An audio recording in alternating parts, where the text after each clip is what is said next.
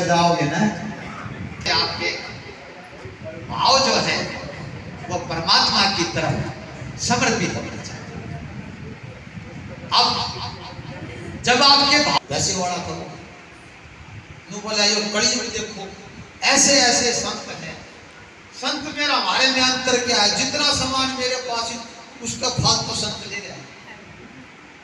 संत बड़े मृदु स्वभाव के थे, ये सुनते रहे, खूब बड़बड़ाता है। आगे एक बड़ा स्टेशन आया, संत का जैसा स्वभाव था, उन्होंने कहा सेठ जी आओ नीचे चलते हैं। थोड़ी देर सेठ को लेकर के अब स्टेशन के नीचे आकर के बैठ गए, और जब बैठ गए चाय पानी पीने के लिए, और वो गाड़ी चल गई, और वो सेठ बोला महाराज जी गाड़ी चल पड़ी। ये तो स्टेशन है, गाड़ी ऐसे ही आती है ऐसे ही जाती है। अब ला महाराज क्या कैसा है, इसलिए मेरा तो सब चीज उसमें से, तो ला सेठ जी मेरा भी तो उससे नजर है, जो तेरा से और तेरा अनुसार तेरे तो फालतू मेरा से। तो संत में गृहस्थ में एक बेसिक अंतर है। संत के पास जो कुछ होता है वो एक सेकंड में उसको भूल जाता है, अर्थात जो कुछ वो लेकर आया था वहीं छोड़ दिया और गाड़ी चली गई। गृहस्थ में और संत में केवल मात्र ये अंतर होता है।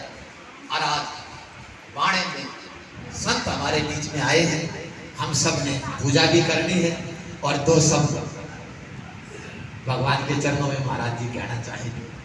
बहुत ही हमें खुशी होगी।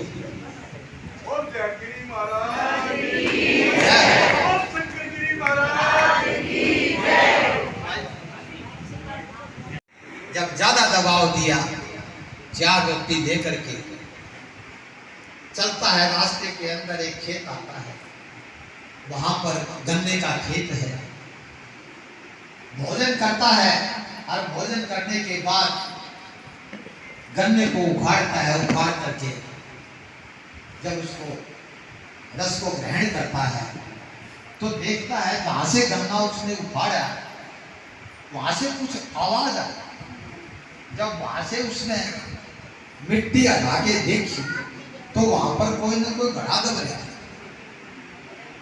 अब उसने घड़ा देख लिया, थोड़ा सा हला के देखा तो उसमें सोने चांदी के मोरे भी नजर आए, उल्टा ही ढक दिया। कथा में गया था, महाराज जी ने कही थी भगवान देगा तो छप्पर पाड़ के देगा, तो छप्पर ही पाड़ के देगा, उल्टा ही माटी ढक्का आ गया। आकर के पत्नी को बोला भगवान आज तेरी इच्छा पूर्ण हो जाएगी। ला कैसे? ला इस स्त्रियां मैं गया था और मैंने गन्ना उखाड़ा, उसके नीचे पित्तल का टोकना धन का भरा हुआ दबा, और मैंने अपनी आंखों से देखा। अरे तो नुपुनी नपुता लेकर क्यों नहीं आया? मैं गया घर का कथा में, महाराज जी कहते छप्पर पाड़ के देगा। हाथ मारे, उसके पड़ोस में एक घर था, दूसरी झोपड़ी, वो उनकी पति पत्नी की बात काना में लगा कर सुन रहे हैं। उसने सोची आज तो धन मिलेगा।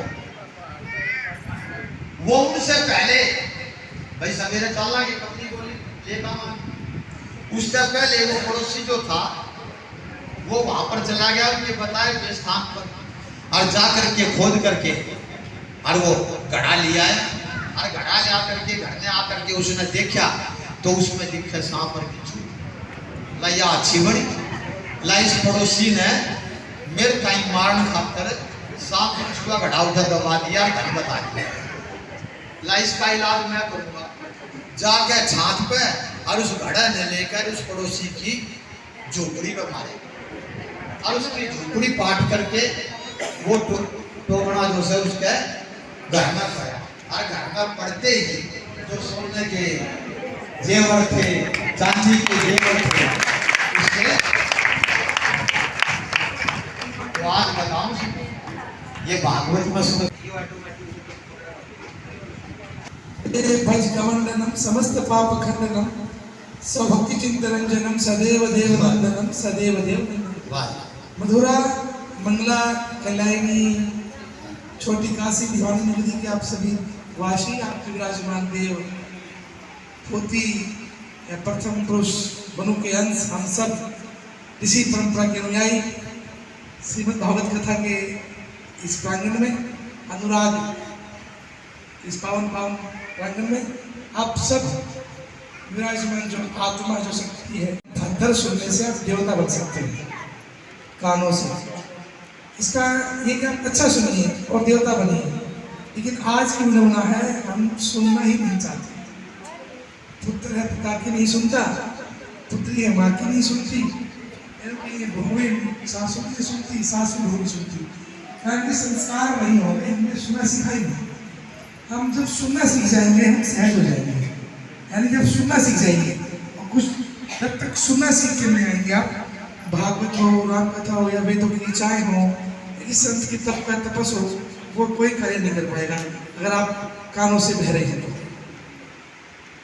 ये साउंड में काम नहीं कर पाएंगे। लेकिन सुनना सीखिए, सहज होना सीखिए। आप इसी परंपरा से है और इसी परंपरा में आपकी ऐसी परंपरा है, आप सहज, ईश्वर की परंपरा सहज नहीं है। जब आपने भागवत में सुना होगा कि कितने हजार वर्ष युग वर्ष बीत गए जब ब्रह्मा जी ने अपने मानस पुत्र को पैदा किया, जब भी सन्यासियों को पैदा किया, सन्यासी से ले गए, फिर देवहूति से हम सब प्राप्त हुए मनु महाराज से। तो आप अपनी शक्ति को जांचिए। ऐसा नहीं कि वो अलग थे आप अलग, आप में वही बस मतलब है, भगवान स्वरूप है। आकाश गगन वायु जल सब आप में विराजमान है, हम सब में है। और स्वयं भगवान गीता में कहते हैं ममाग्न से जीव लोका जीव भूता सनातना।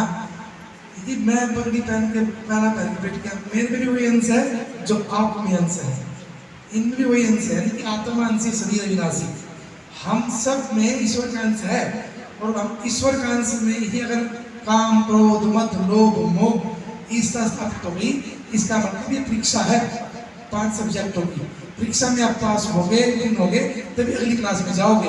तो इन चीजों को जीरो करते हुए अपनी मानसी व्याकुलता को सहज करें और इसी परंपरा को, आपको परंपरा प्राप्त की, बच्चों को दे, उनको बताएं। आज का समय ऐसा कि मतांतरों में ना आए, अपनी जो आपकी परंपरा है, जिसके आप संवाहक हैं, जो वैदिक परंपरा है, ऋषियों की अनादिकाल से जब थे, या कहिए कि भागवत की परंपरा है, कृष्ण की परंपरा है। आज कलयुग में एक परंपरा चल पड़ी, लेकिन जो एक को हम भी श्याम है, वो ब्रह्मा जी की परंपरा थी। उसी परंपरा में आप हैं, उसी परंपरा में आपके पिता एक थे, आपका जन्म हुआ बहुत हो गए।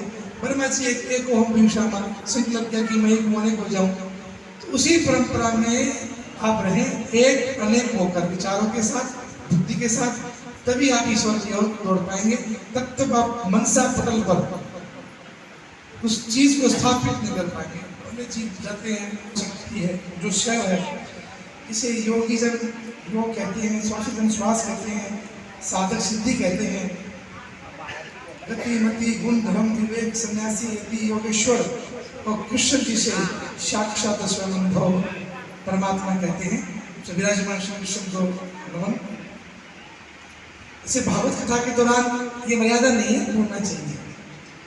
तो व्यासपीठ पे शशि महाराज ने बोल दिया, नहीं तो भागवत कथा के दौरान बोलने की मर्यादा है, ऐसा भागवत में है। और भागवत से आप कह सकते हैं या क्या सीखा, क्या जाना। वेद व्यास जी ने कहा कि आप अनेक जन्मों से चलायमान है आपका जीवन, और उस चलायमान में स्थिति हर दिन हर दिवस आपको प्राप्त होती है सहज होती है। जब तक सहज नहीं होगी, हमारे वेद में मंत्र है भद्रम करने विष्णुयामा देवा भद्रम। ये जो ब्राह्मण लोग जानते भी होंगे इस विषय में,